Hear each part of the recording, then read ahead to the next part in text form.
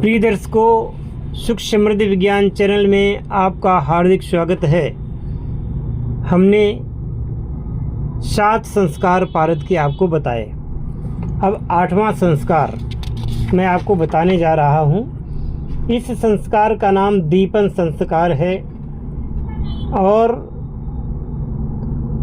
इस दीपन संस्कार के बाद दीपन क्रिया द्वारा पारद जो है आपका तीव्र वेगकारी, व्यापक और भूखा हो जाता है, विशेष प्रकार से निर्मल हो जाता है। इस संस्कार के बाद पारद में औषधि विशेष विधान से शुद्ध करने पर यह भूखा हो जाता है तथा सोना, चांदी आदि धातुओं को ग्रास करने लगता है, खाने लगता है, अपने आप में आत्मसात कर लेता है और जरा व्याधि के नाशार्थ उत्तम रसौषधि की कल्पना से ही इस दीपन संस्कार को कहता हूँ। क्योंकि जब तक पारद संस्कारों से बुभुक्षित नहीं हो जाता तब तक उसको संस्कारित कहना अपने आप में गलत है। आप पारद का ये विशेष संस्कार दीपन संस्कार करें, जिससे पारद अष्ट संस्कार युक्त होगा और क्रियाशील होकर के उत्तम फलों की प्राप्ति करवाएगा।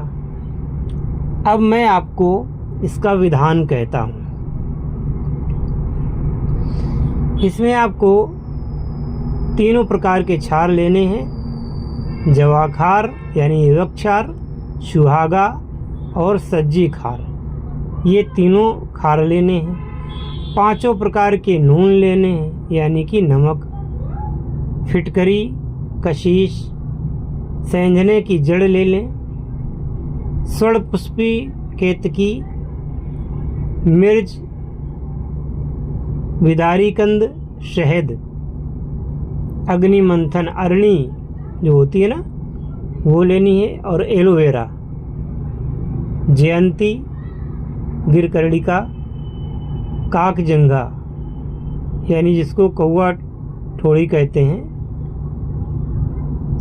शंखाहुली, पाताल गरुणी यानी छिरछिटा जिसको कहते हैं, पीपल, बाज ककोड़ा और चित्रक।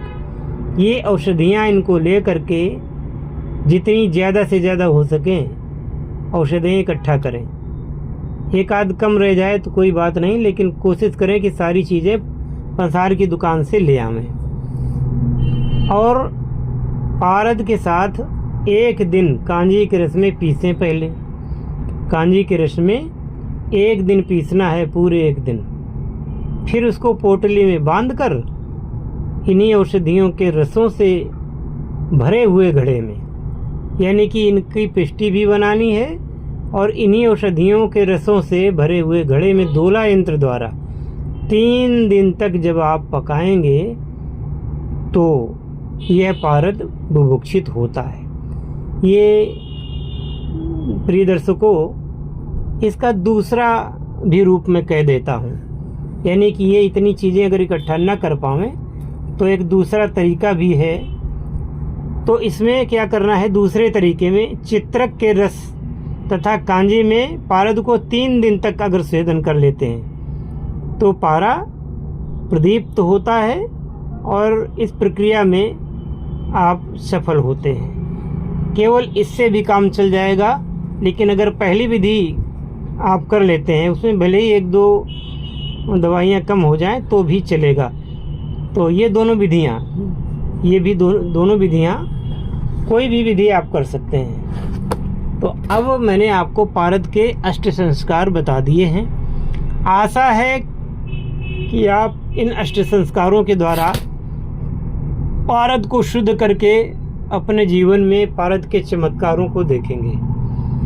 देखिए, जब तक पारद के ये संस्कार आप नहीं करते हैं तो पारद के जो लाभ शास्त्रों में दिखाए गए हैं, बताए गए हैं, वह लाभ आप प्राप्त नहीं कर सकते।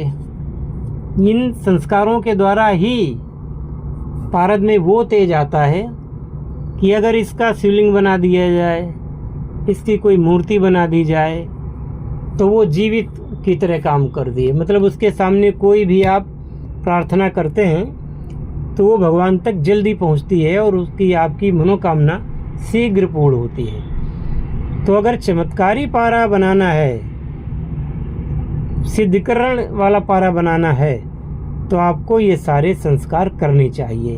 अब देखिए, मेहनत है, लेकिन चीज़ भी आप कौन सी बना रहे हैं आपको पता होना चाहिए।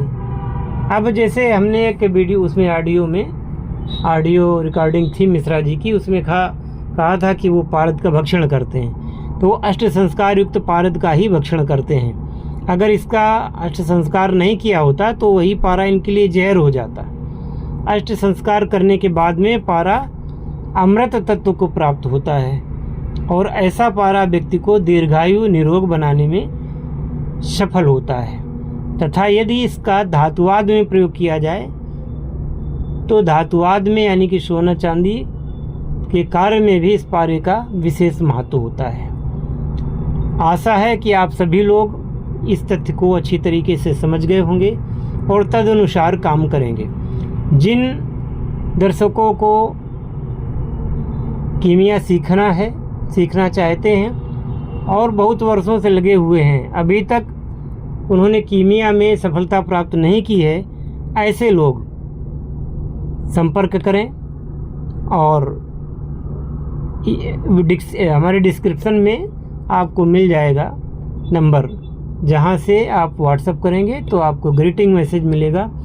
ग्रीटिंग मैसेज में कहे हुए के अनुसार आप अपना अपॉइंटमेंट लेकर के हमसे बात कर सकते हैं। बिना अपॉइंटमेंट के बात करना आपका व्यर्थ होगा।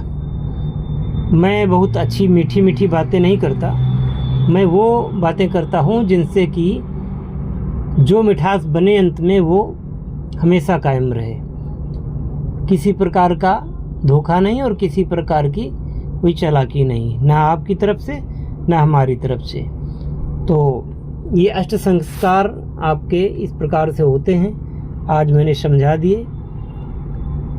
इनको देखने के पश्चात यदि आप आते हैं तो स्वागत है और बाकी आपकी मर्जी।